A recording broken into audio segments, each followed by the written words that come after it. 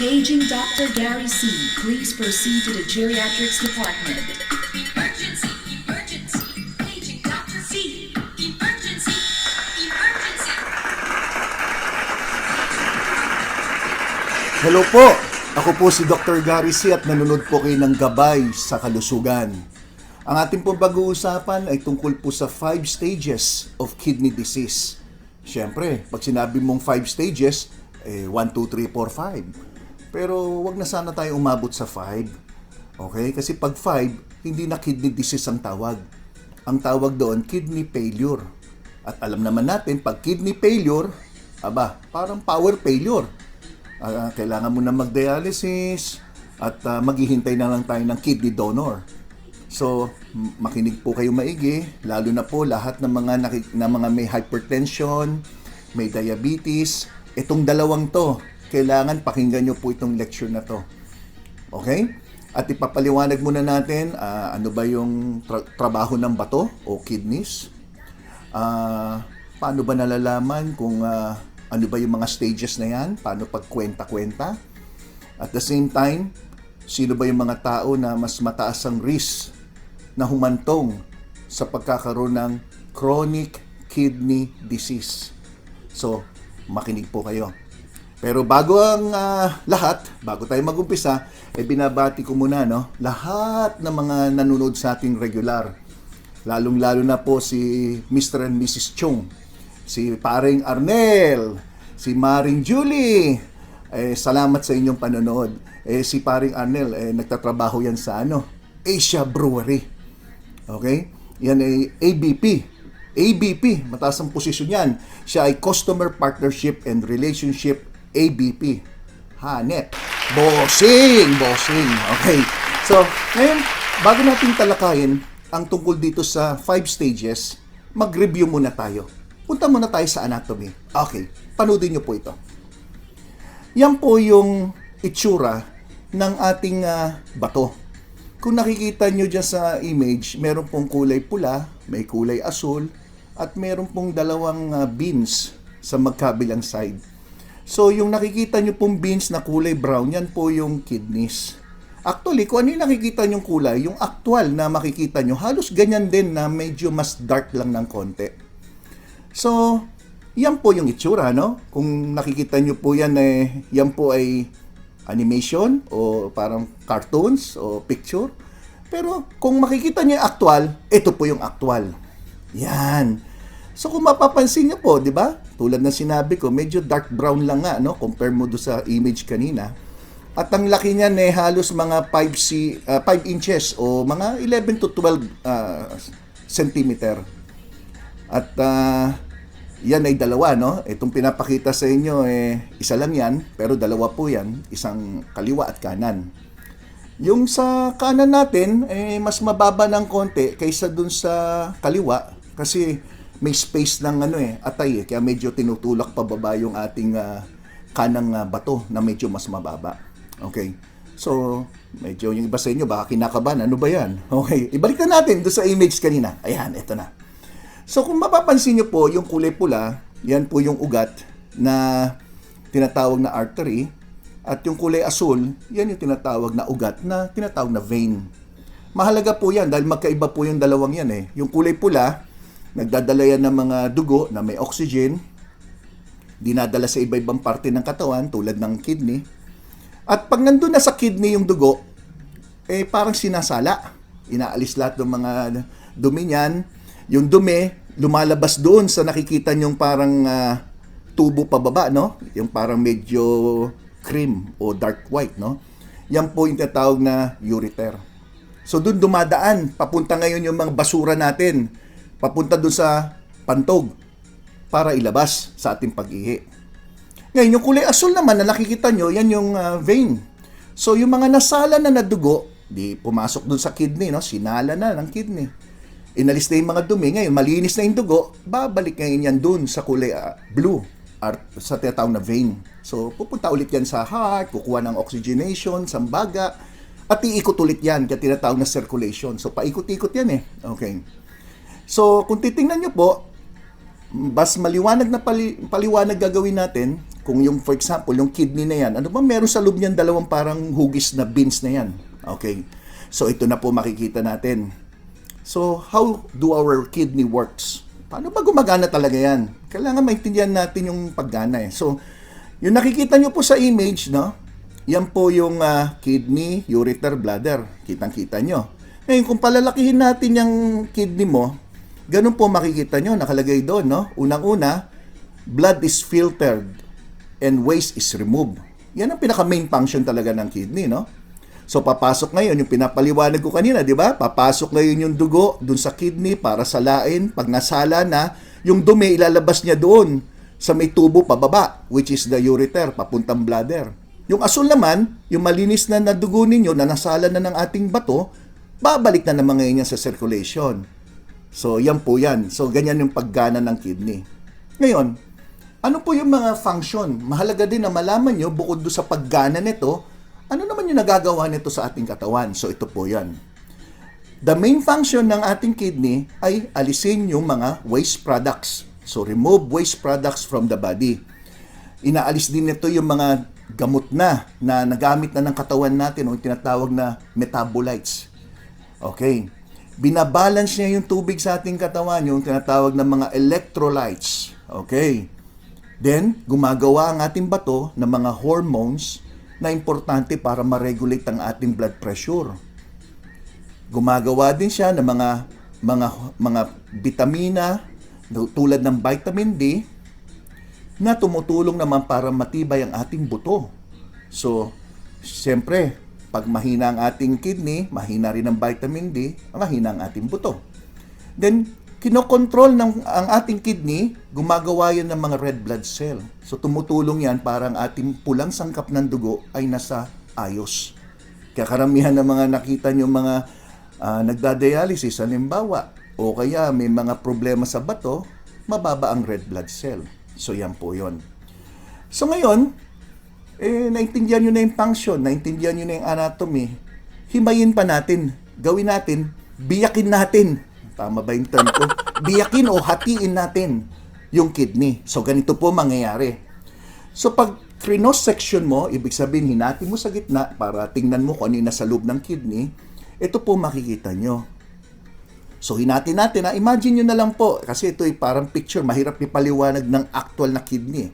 So, ito pong nakikita nyo po, yan po yung kidney, nandyan sa may bandang kaliwa.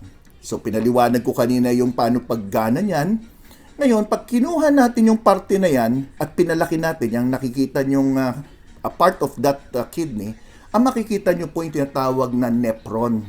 So, nephron ang tawag yan. Yan po yung functional unit ng kidney. Ibig sabihin, yan na talagang nagpapagana sa ating kidney, yung nephron. Functional unit eh. Ang nephron, ang pinakabuhay niyan, yung tinatawag na glomerulus. Yung nakikita nyo po, yan parang bilog na sa gitna. Yan pong glomerulus ay parang pinagkumpul-kumpul ng mga blood vessel na tinatawag na capillaries. So yan mismo, malaking nagagawa para i-filter yung ating dugo at ilabas lahat ng dumi sa ating pag-ihi. So, para hindi kayo ma-confuse, bibigyan ko kayo ng halimbawa. Alam nyo po ba yung water filter? Ikinakabit na maliit na makina o device sa inyong gripo para lahat ng tubig na dadaan doon ay sinasala para paglabas doon sa gripo, malinis po ang tubig na pwede nyong inumin. Ipagpalagay nyo na yung mismong filter, kung dito sa kidney ang pinag-uusapan, yung glomerulus, ay punong-puno na ng mga lumot, bakterya, o mga kalawang, at halos hindi na makafilter, wala nang masala. So ang lumalabas na tubig ay madumi na o may lasa na. Ganon din po ang nangyayari sa ating bato. Once na itong glomerulus ay naapektuhan, ang tendency niyan, ang kidney nyo humihina ang function. So paunti-unti yan. Kaya ang basihan natin ng mga sinasabing stage 1, stage 2, then yung stage 3, nahahati pa sa stage 3A, stage 3B, stage 4, saka stage 5. Ang basihan natin dyan ay yung paggana ng tinatawag yung glomerulus. So ang examination na tinatawag doon ay glomerular filtration rate. So mahalagang malaman natin yung estimate glomerular filtration rate o yung GFR para malaman natin kung gumagana pa ang inyong bato o nasa ayos pa ang function nito. Yan. So at least magkaroon lang muna tayo ng idea. Kasi madaling isabihin, may stage 1 ka, may stage 2. Pero bakit? Ano muna nangyari dun sa bato nyo? So yan po ang aking trabaho. Ipaliwanag lang po sa inyo. Okay. Ngayon, mas himayin pa natin ng husto. Ito pong nakikita nyo ngayon, pinalaki po natin yung sinasabing glomerulus. So yan po yung sinasabi ko kanina, glomerular filtration rate or GFR.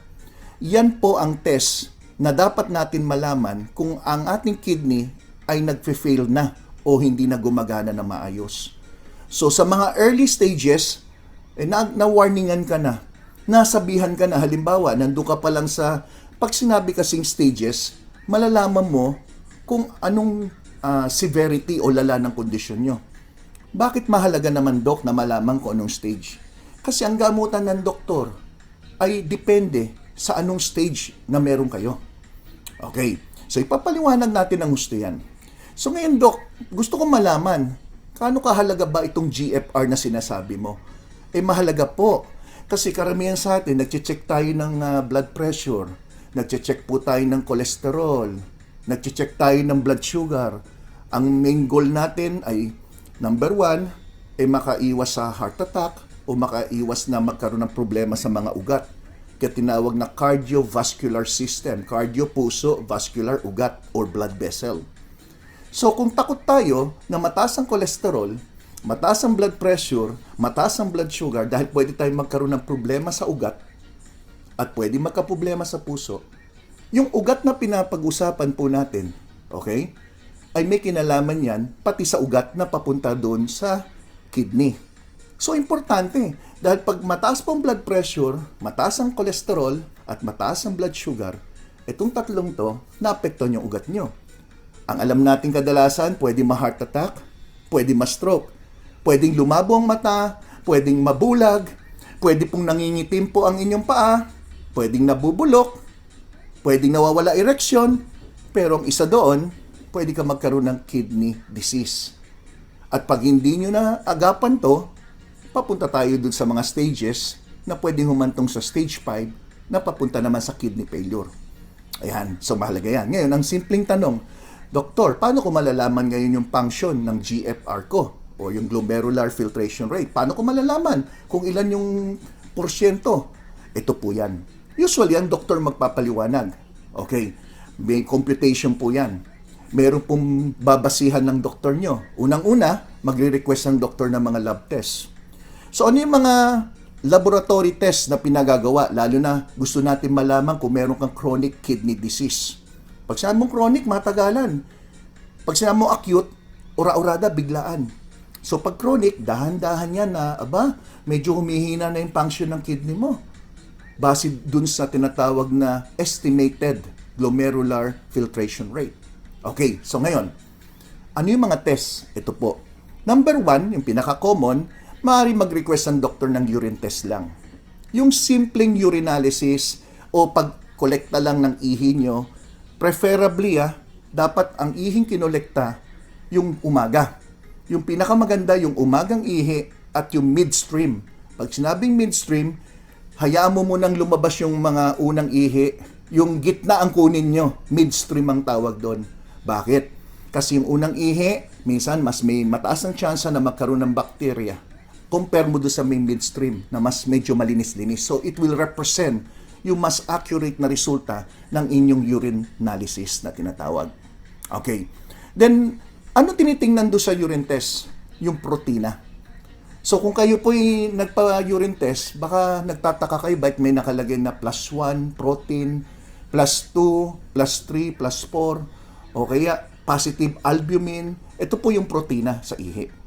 Okay, mamaya, papaliwanag ko yan further. Yung pangalawang test na i-request ng doktor ay yung tinatawag na creatinine. Creatinine ay blood test po yan, kinukunan kayo ng dugo. At ang creatinine test po, hindi naman nangangailangan ng fasting. So, pwedeng anytime kunang ka ng creatinine blood test. Okay? So, yung dalawang yan, ay more or less magkakaroon ng idea sa urinalysis, pag may protina, ay magdududa na yung doktor na may something wrong with your kidney. Baka may kidney damage. Doon naman sa creatinine naman, kaya inaalam to, kasi magbibigay ng estimate kung ilan ang inyong GFR or glomerular filtration rate, yung aking binabanggit kanina. So, mahalagang malaman yung creatinine nyo kasi doon natin pwedeng ibase kung ilan ang inyong estimated or estimate glomerular filtration rate. Okay. So, unahin muna natin sa creatinine. So, ang creatinine, ang normal range, ito po.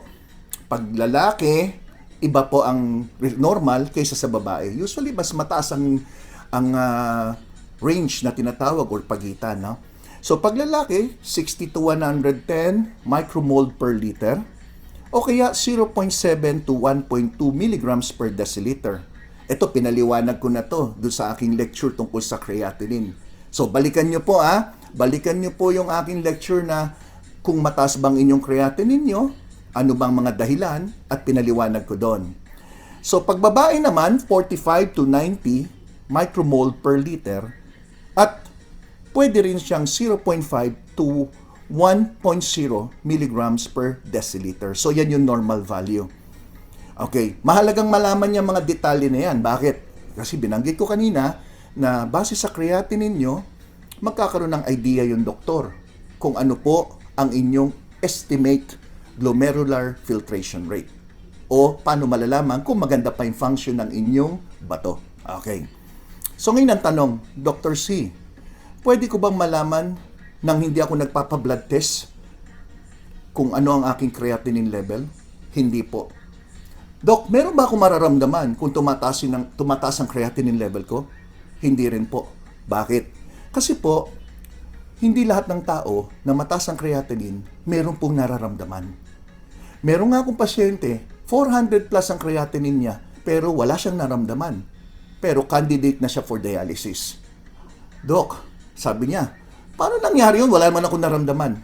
Hindi po binabase sa pakiramdam. Mas masama nga yung may nararamdaman ka kung tutuusin. Pero may mga pasyente na asymptomatic. Mataas ang creatinine, asymptomatic. Pero mapapayuan sila na, maghanda ka na, baka humantong tayo sa dialysis. Base sa kanyang creatinine level. Pero gusto kong ilinaw, importanteng pakinggan nyo itong paliwanag ko. Dahil, maaring first time ka nagpakuha ng creatinine mataas. Pero, nung inulit, wala ka namang ginawa.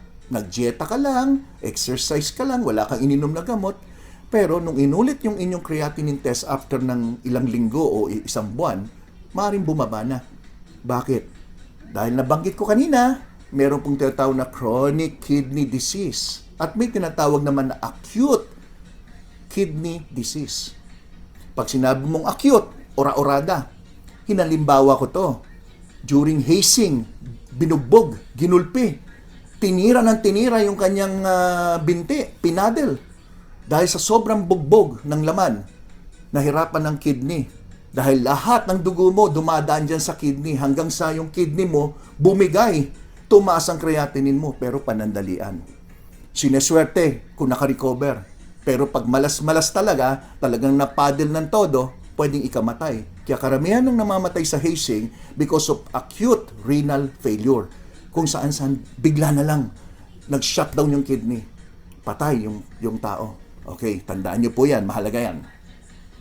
So ngayon, basihan ba pakiramdam? Hindi. Pwede bang malaman na walang blood test? Hindi rin. So kailangan i-blood test. Bagamat, ang mga doktor naman, pag nakita yung pasyente at may mga signs and symptoms, may history ng kung ano-anong sakit na pwedeng magpahina ng bato, clinical eye, pag tiningnan mo lang, more or less masasabi mo, mukhang humihina kidney.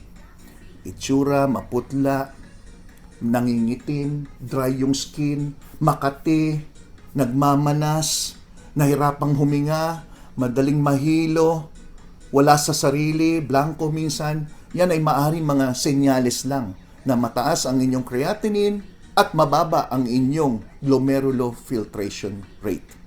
Glomerular filtration rate. Yan So binigyan ko na kayo ng idea. So, Doc, Anong dapat kong gawin para malaman ko? Ang computation para malaman natin yung glomerular filtration rate ay ginagawa ng mga doktor base sa creatinine nyo.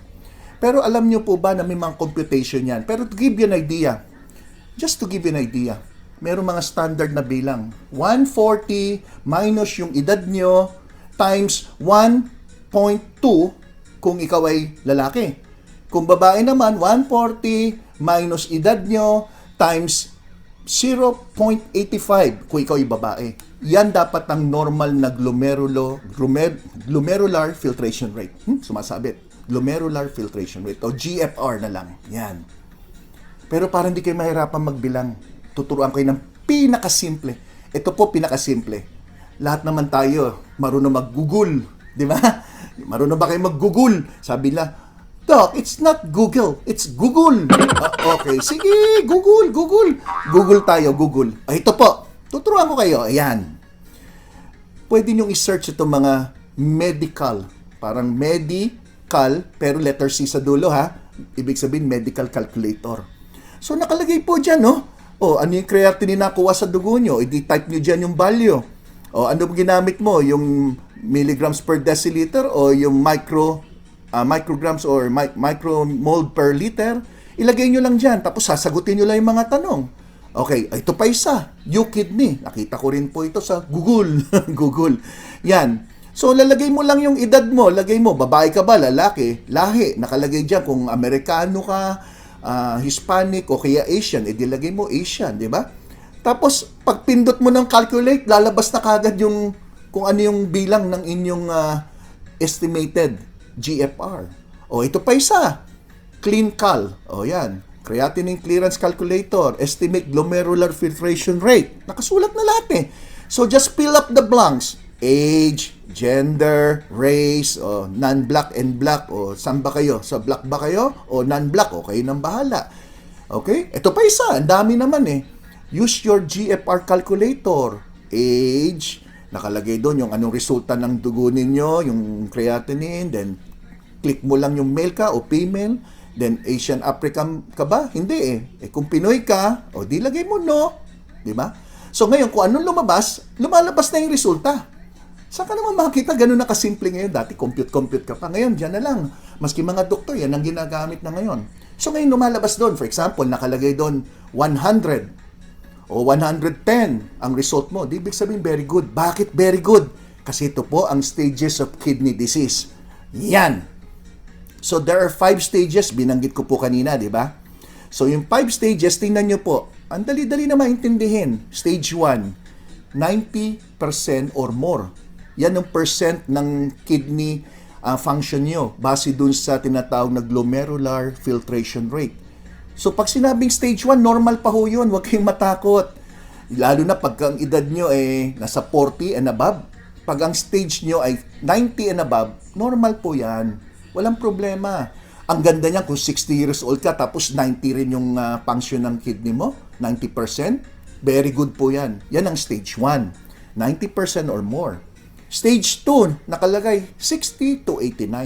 Ayos pa rin naman. 60 to 89, ayos pa rin naman. Pero pag ganyan, may mga pag-iingat na tayong gagawin. Ang unang factor kung bakit nagiging stage 2, number 1, edad. Yan.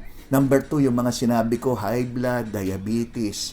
Okay. Then stage 3, yan yung 30 to 59. Nasabi ko kanina, ang stage 3 na hati sa 3A tsaka 3B, di ba? So, anong difference ng 3A tsaka 3B?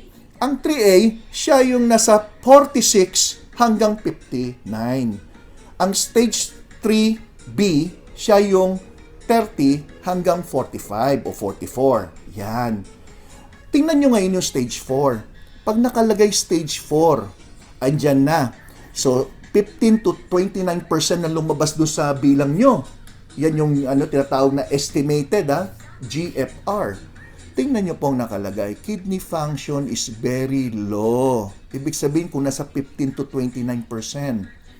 So, treatment for kidney failure may be needed soon. Yan, nako, yan na yon. Then, tingnan mo na yung stage 5, 15% and lower. So, kung ang lumabas dyan sa computation nyo ay less than 15%, Ibig sabihin niyan, yung kidney nyo, hindi na nakakalabas ng mga dumi sa inyong katawan. So, pati yung mga tubig na sobra, hindi niya nailalabas. Kaya nagkakaroon ka ng kidney problem. Andyan na yung mga tinatawag na azotemia o mga lason sa dugo. So, ito po yung tinatawag nating kidney failure, stage 5. So, ang tanong, Doc, anong gagawin? Kasi pag stage 5 kasi, yan na po yung talagang kinakailangan na mag-undergo ng dialysis. Yan. At eventually, magkaroon ng kidney donor para ma-kidney transplant. So, yan yung mga options. So, yan na. I-review nyo ulit. Stage 1, Stage 2, yung 3A, saka 3B, na hinati lang natin yung 45 pataas hanggang 59, tapos 32, 44. Then, Stage 4 and Stage 5. So, pag Stage 1, nothing to worry kung tutusin. Pero Stage 2 and Stage 3, medyo nagpapakita na ng slow decline sa inyong function ng kidney.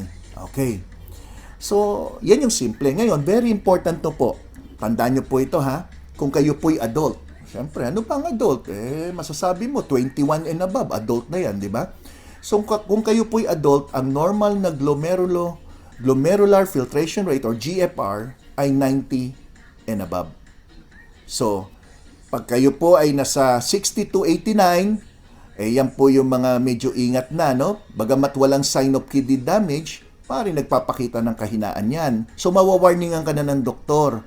O, hinay-hinay na sa pag-inom ng mga gamot, lalo na yung ibuprofen, ha? Yan po ay nakaka-damage ng kidney. Kung mahina na kidney nyo, hinay-hinay lang sa pag-inom yan. Huwag araw-arawin. Huwag gawin vitamins, ha, mga lolo. Ginagawang vitamins na yun ng mga lolo, tsaka lola, Okay. So, nabibigyan ka na ng warning. Ngayon, kung ang resulta mo, 60 to 89, okay pa naman. Pero pwede naman magkaroon din ng early kidney disease yan. Dahil kung may nakitang protina sa ihi. Dahil nabanggit ko kanina, pag nag-urinalysis kayo at may protein, nakalagay plus 1, plus 2, plus 3, plus 4, usually hanggang plus 4 lang naman yan, may kidney damage po tayo. So, hindi natin pwedeng hayaan. Okay? Ngayon, kung 60 and below, lalo na kung ito'y kinuha ng 3 buwan na magkakasunod, puros mababa sa 60, ibig sabihin niya, meron na kayong moderate to severe chronic disease. Okay? Tandaan nyo moderate to severe chronic kidney disease. Kung basta 3 months ka kinuna na puros below 60. Kasi binanggit ko kanina, di ba, posible sa isang buwan mataas, kinabukasan na sumunod na buwan, normal na. So, ibig sabihin nun, meron ka lang either dehydration. Tandaan nyo to, mga senior. I-note ko, very important to. Minsan, dehydration can increase your creatinine. So, kulang sa tubig, hindi ka uminom ng sapat na bilang ng tubig, pwede po kayo magkaroon ng pagtaas ng creatinine. Pero nabanggit ko kamakailan na maraming nagbabash sa akin. Sabi ko, uminom na maraming tubig pero delikado din sa mga ibang tao. Bakit? Kasi nga kung may kidney failure ka na, hindi ka na pwedeng uminom ng maraming tubig. Linilinaw ko po ito. Ang pinag-uusapan natin doon yung sobrang inom ng tubig kung kayo po ay may mga problema tulad ng nabanggit ko, kidney disease. Kung lulunodin mo yung sarili mo, hindi ka naman makaihi. Ano mangyayari? Magkakaroon ka ng pagbagsak ng sodium nyo sa katawan, hyponatremia. At delikado po yun. Pati pagtibok ng puso nyo hihina. Pati kayo mismo manghihina. So yung mga iba na tinignan lang yung title, hindi naman pinakinggan yung lecture, ang gagaling po muna, minsan nagsasalita kayo, nagko-comment kayo, hindi naman yung pala inintindi. Nahalata tuloy na yan. Hindi ko na sasabihin yung word, ha? Hindi ko na sasabihin. Okay. So ano pa ba? Basta tandaan nyo po ito. Basta 15 ang inyong GFR. 15 and below. Talagang kailangan nyo po talaga mag-kidney transplant o mag-dialysis. Okay? So that's very important. So to summarize, ito po, kidney disease, nakalagay po dyan, no? Sa nakikita nyo, kidney failure, basta below 15, kulay pula. Kidney disease, nandun sa kulay dilaw. Normal, basta nandun ka pa sa 60 to pwede above 60, okay pa yan. Pero syempre, ingat na. Pero the best talaga, 90 and above. Kung 120 pa, mas magaling. So, ano yung nakaka-apekto sa GFR nyo or glomerular filtration rate? Syempre, edad.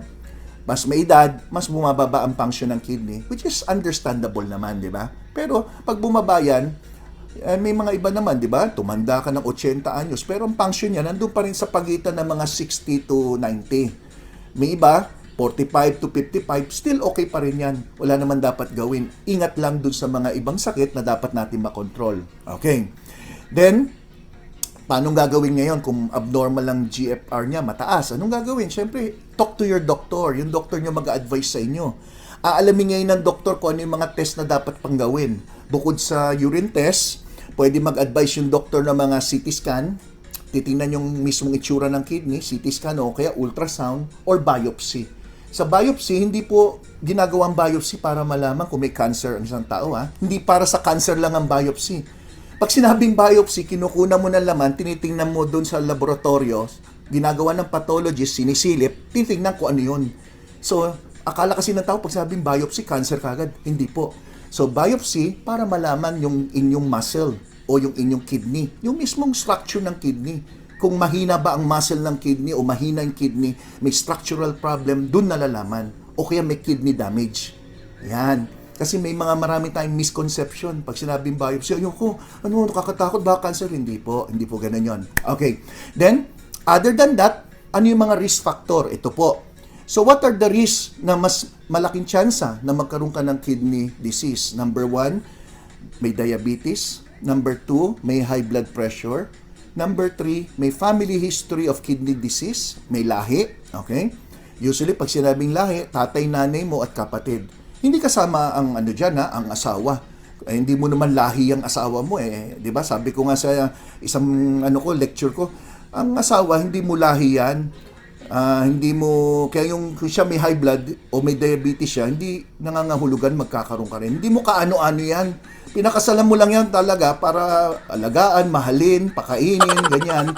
Pero hindi talaga kamag-anak yan, okay? So, okay. Anyway, so other than that, yung age, over 60 years old, mas mataas ang tsansa na mataas din ang inyong pagkakaroon ng kidney disease. Lahi, sa mga lahi, yung mga American African, American Indian, Hispanic, at Asian kasali. Napansin nyo yung Asian, andun ang Pinoy. Ngayon ang problema, bakit ang dami dito sa ating may kidney failure sa Pilipinas? Ang dami, alam nyo bakit?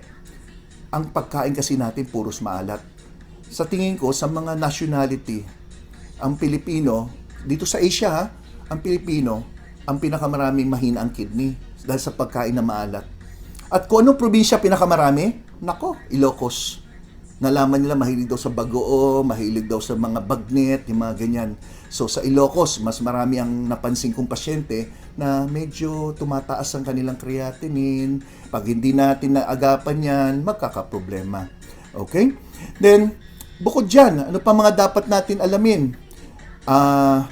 Can treatment help na maiwasan na magkaroon ng kidney failure? Yes, makakatulong yung mga treatment pero hindi treatment mismo do sa kidney failure o sa kidney weakness o panghihina.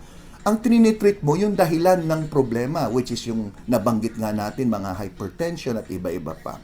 So, very important na makontrol natin ang blood pressure. Very, very important. So, ano yung mga dapat nyong gawin? Ito yung mga dapat nyong gawin. Hindi yung dapat nyong inumin. Okay? Number 1, pag-usapan natin ang lifestyle changes o healthy lifestyle to prevent kidney disease.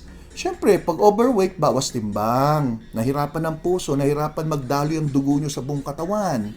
So, lose weight if you're overweight. Number 2, exercise regularly. Yung tamang exercise base sa sakit nyo, ha? Siyempre, hindi ka naman magtatatakbo at talon kung may edad ka na at may arthritis, di ba? Number 3, do not smoke. Nako, tigil na po yung mga naninigarilyo at walang magandang idudulot yan. Number 4, make a healthy food choices. Kumain ng tama. Iwasan na yung mga maalat, junk food at kung ano-ano pa. Bagoong, patis, toyo. Ay nako. Instant noodles. Processed food, yan. Drink enough water. Use only medicine, vitamins, and supplements prescribed by your doctor. And visit your doctor regularly para na monitor po kayo. Kasi iba sa inyo, pag sinabing doctor, balik ka next month, akala yata kwinakwartahan kayo. Akala nyo, babalik ako para babayad na naman ako. Hindi po. Hindi lahat ng doktor ganyan. Ako po, pinapabalik ko dahil gusto ko malaman ano nangyari sa binigay ko mga gamot. o mga payo ko, mga supplements man, ano nangyari? Kaya ako pinapabalik. Okay? Kaya pa nag-follow up sa akin, walang bayad. Aba, walang bayad. Kasi gusto ko malaman ano yung epekto di ba? Pero ang follow-up, kung sinabi kong bumalik ka after 2 weeks, bumalik ka after 1 month, yun ang follow-up. Wag naman kayo mag-follow up after 5 years o after 3 years. Hindi na follow-up ang tawag doon, di ba? Okay. Then, ano nga yung mangyayari, Doc? Dahil napansin ko, ang aking GFR mababa. 10 lang, 12 lang, anong gagawin ko? Ito na po yun. Ang tawag na po dyan, kidney failure. So, some people with chronic kidney disease, kasi tawag mo lang chronic kidney disease mula stage 1 hanggang stage 4. Pag stage 5, pag below 15 na po yung GFR nyo, ang tawag dyan, kidney failure na po. Okay. Ngayon, pag chronic kidney failure na, matagal na humihina, kailangan na po natin mamili dito. Hemodialysis o peritoneal dialysis. So, yan po yung tinatawag na dialysis. Dalawang klase. Baka nagtataka kayo. Dok, ano naman ang difference ng dalawa na yan? Well, unang-una, ang dialysis nakakatulong para longer life. Tapos, hanggang makakuha ng donor or kidney transplant para masustain natin yung buhay. Pero ito, makakatulong talaga to. Kasi yung iba ayaw magpa-dialysis, hirap na nakikita natin. Hindi makahinga, hilong-hilo, lambot na lambot. Pero pag na-dialysis po kayo, eventually, gumaganda Naaalis kasi yung basura sa katawan niyo, mga toxic waste naaalis. So, pag nag-hemodialysis po tayo, may makina po na kinukuha yung dugo nyo, parang linilipat natin doon, temporary, sinasala, linilinis, at ibinabalik ulit sa'yo. So, meron tayong, yan nakikita nyo. So, may dalawang parang tube dyan, di ba? So, pabalik-balik yung dugo, pero linilinis mo na ng makina, tapos ibinabalik din sa iyo yung dugo nyo. Yan po yung hemodialysis. Pero ito, usually, ginagawa to sa mga center, no? Sa either kidney center, o kaya mga kidney institute, o kaya sa hospital setting to. Hindi po ito pwedeng gawin sa bahay unless mayaman ka, bibili ka ng machine, no? Which is nagagawa naman kung tutuusin. Pero yung isa naman, tinatawag na peritoneal dialysis. Ito naman, sa peritoneal dialysis, yan, nakikita nyo po sa picture.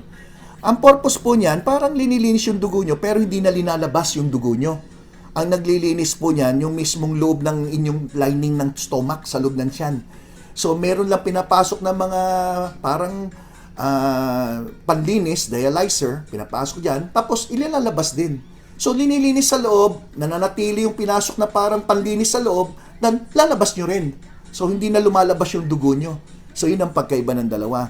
Yung peritoneal dialysis, usually ginagawa sa home setting. Ayan, pwedeng araw-araw nakakabit ng ganyan, linilinis ka araw-araw. Pero ang doktor na nephrologist, siya po ang spesyalista sa problema sa sakit sa bato. Nephrologist. Okay.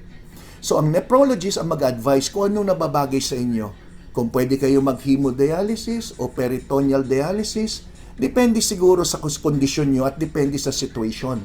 Bakit situation? Kasi ang peritoneal pwede sa bahay. Okay.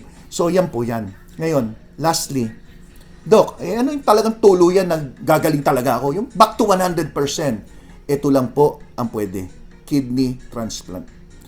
Yung kidney transplant is an operation to replace damaged kidneys with a donated kidney. So, papalitan mo ngayon yung kidney yung na damaged na, hindi na gumagana, papalitan natin ng isang kidney na dinonate sa inyo na kailangan kamag-anak nyo o kaya friend na na-cross-match na tingnan na kung ito'y compatible sa inyo. Yan lang po ang pwede. O kaya yung mga organ donor. Meron po mga tao nagsasign up ng organ donor na once na may nangyari na aksidente sila, pwede nyo kunin yung organ nila at ibigay sa nangangailangan. Okay? So, malinaw po ba ang paliwanag ko? Sana po dahil ako'y hindi nephrologist. Pero pinaliwanag ko lang doon sa basic lang na dapat maintindihan ng lahat. Kung nagustuhan nyo, alam nyo na. Siyempre, thumbs up. Anong susunod? Subscribe. Then, siyempre, mag-click na rin kayo sa notification bell. At ang gabay sa kalusugan, ang layunin, maintindihan nyo lang po kung ano nangyayari sa katawan nyo tuwing kayo may sakit. Malaman ninyo paano yung mga dapat nyong iwasan, ano yung mga dapat nyong gawin. Kung magtatanong kayo, Doc, Marami kasi nagko-comment, Dok, anong gamot sa ganito? Hindi po ako pwedeng magbigay ng gamot. Unang-una, kung binigay ko yung gamot at mali naman pala yung sinabi yung sakit niyo. Halimbawa, Dok, masakit ulo ko, anong gamot?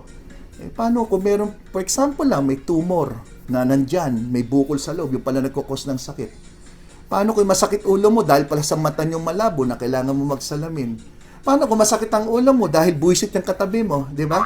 O mapa-misis man o mapa-mister, buwisit yung katabi mo, sumasakit ulo mo, pagkatapos magrereklamo ka, masakit ulo ko, Dok.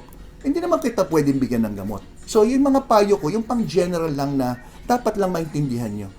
Siguro, ito yung mga bagay na hindi na masyado nabibigyan ng paliwanag ng inyong doktor at hayaan yung mapunuan ko kung ano man yung mga pagkukulang na yan. Okay?